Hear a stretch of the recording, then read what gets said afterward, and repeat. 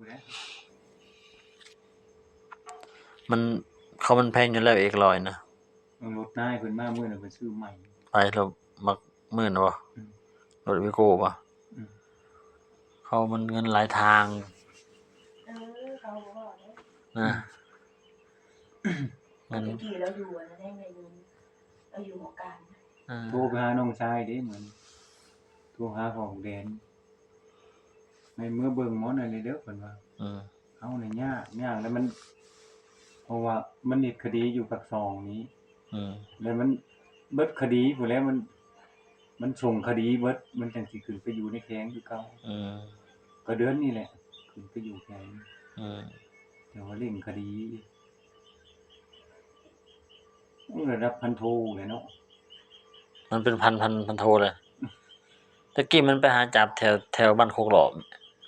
มีบ่แถวเมืองสองเมืองชนมันไปบ่ไปตะกี้เบิดมันไปเบิดได้ทั่วเบิดแข้งเฮานี่แม่น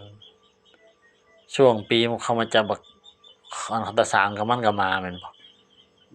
มันบ่ได้มาบ่เขาบ่มาเนาะมันมาบ่ปีนั้นที่ตำรวจเมืองเฮานี้มาตำรวจไม่ใช่ผู้ท้องแล้วมาเอาชามไม่ใช่ผู้ท้องบ่คันบักแว่นน่ะคันเคลียร์คดีทันได้ออกแล้วไอ้มือเอาออกลูกไอ้แต่แสงกับไอ้มือแว่นใช่บักอันนี้บักลูกไม่ช่วยบักข้าวข้าวนะไม่ช่วยแล้วจนว่าให้30ล้านปีกายปีคืนปีก่อนต้องทำ4-5ปีนั่นแหละแล้วเป็นยังมันบ่ได้คดีบ่ได้แล้วผู้นี้ค่ะแกงคันเคลียร์ได้เนาะปกติมันผ่านชวันมันขึ้นมันชวันมันยังบ่ได้ปล่อยตัดชิ้นนี่เขาไล่จับอยู่ในตลาดดงไล่จับอยู่ในตลาดดงครับมันก็บ่ฮู้เนาะคุณเด็กน้อยเนาะบอกอันนี้มันเป็นคนเด็กน้อยคนกำลังใหญ่เฮาก็บ่ฮู้มันก็บอกอยู่ว่าคันเฮาไล่เขาก็สิติไล่สิติไล่ติบ่ทันแล้วก็ปล่อยไปเลยอันนี้มาจับมาแล้วครับก็ให้เคลียร์บ่ได้มันขึ้นไปฮอดแข้งน่ะยากเขาอยากได้เซนนึงแต่แม่เขาก็บ่เอานะบ่มีเงินนะเงินถึงเนี่ยออกแล้วบ่ขาดแม่นนะจนคดีจนมันหลายแล้วเขาจับมันอยู่ไสในใจเลยเขาว่าตลาดดงเนี่ยเก่งกอกแล้วอยู่ในไสเนาะกระบักอันนี้มันเขามันเอารถเข้าไปได้คือว่าแต่หลายปีแล้วไปนำกันนะไปส่งยาเอา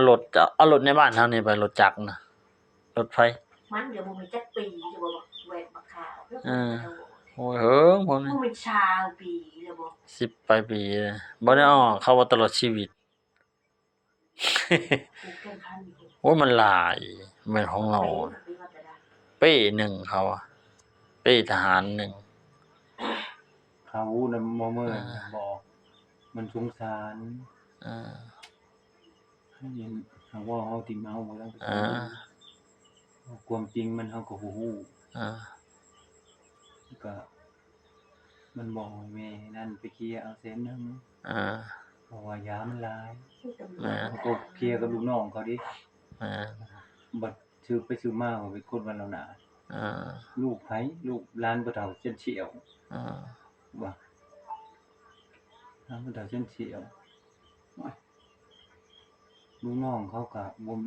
บ่แม่นสิว่าสิมีสิทธิ์เป็นนำหัวหน้าเนาะแม่น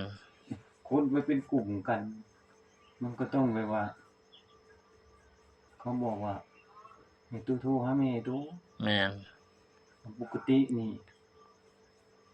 ทั้งนี้ดิ้นรนน่ะก็แล้วเกิดแล้วไปก็กระดึงคดีมันถึงห้องการก็เลยยาก